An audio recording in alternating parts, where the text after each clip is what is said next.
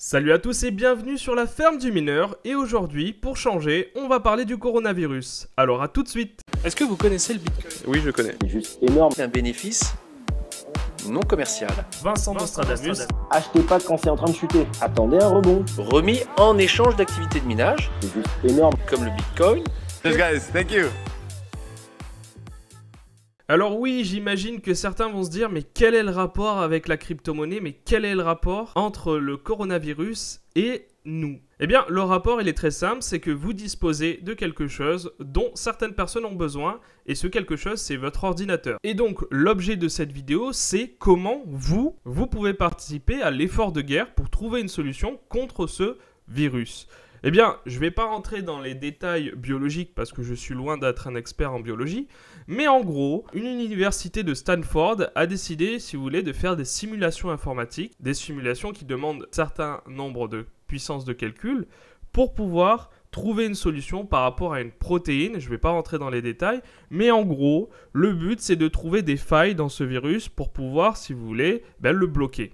Je vais donc pas rentrer dans les détails techniques, ceux qui connaissent bien la biologie pourront vous le dire, mais je vais vous laisser quand même quelques liens qui vous expliqueront bien mieux que moi le fonctionnement biologique du coronavirus et le rapport avec les protéines et ces simulations informatiques. Voilà, maintenant on va s'intéresser à la partie qui nous intéresse nous, c'est-à-dire comment mettre à disposition notre puissance de calcul afin justement de faire ces simulations informatiques.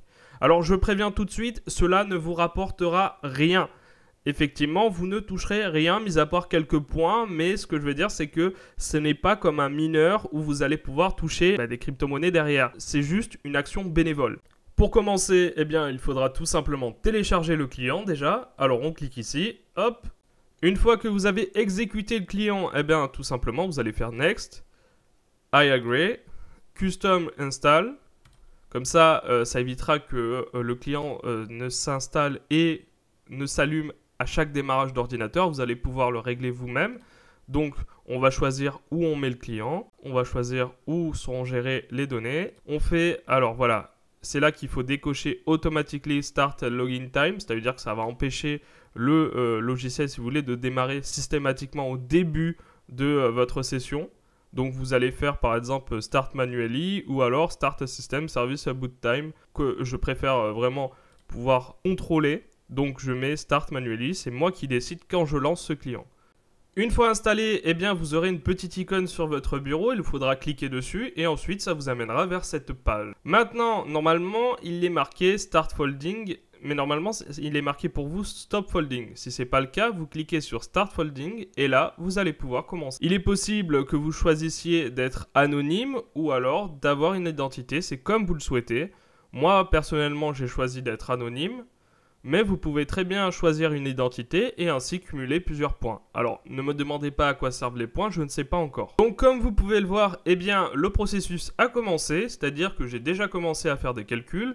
Comme vous le voyez ici, 2,51%, ça c'est la progression dans le temps.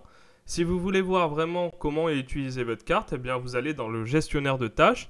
Et vous regardez tout en bas et vous voyez par exemple que j'utilise 30% du processeur graphique.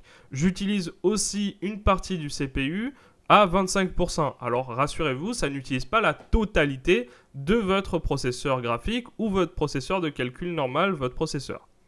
Vous pouvez choisir à tout moment de réduire si vous le souhaitez, réduire la puissance que vous allouez, ou alors vous pouvez aussi l'augmenter si vous le souhaitez. À tout moment, vous pouvez aussi le stopper. Voilà, donc cette vidéo est courte, je le sais, mais elle permet en fait de vous faire connaître un peu Folding Home parce qu'il existe d'autres applications communautaires qui vous permettent de travailler, de prêter votre puissance de calcul pour des universités. Ça existait déjà, c'est pas nouveau. Mais aujourd'hui, vous avez la possibilité de le faire pour le coronavirus si vous le souhaitez. Alors, je sais que ce n'est pas affiché ici. Ici, vous avez Alzheimer, cancer, Huntington, Parkinson. Mais quand vous faites Any Disease, normalement, ça mine automatiquement pour le coronavirus, entre parenthèses, pour la recherche pour lutter contre le coronavirus.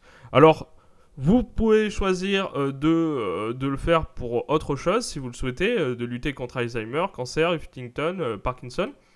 Mais c'est un moyen d'être réellement actif justement dans le processus, d'être vraiment actif. Vous n'êtes pas un simple donateur, vous êtes quelqu'un qui agit réellement sur le système grâce à votre puissance de calcul. J'espère que cette vidéo vous a plu. Si vous avez des questions ou si vous n'avez pas bien compris, n'hésitez pas à poser dans les commentaires votre question.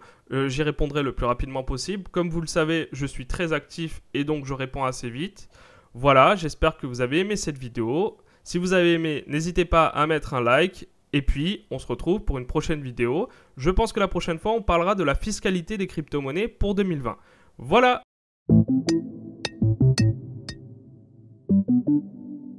Thank you.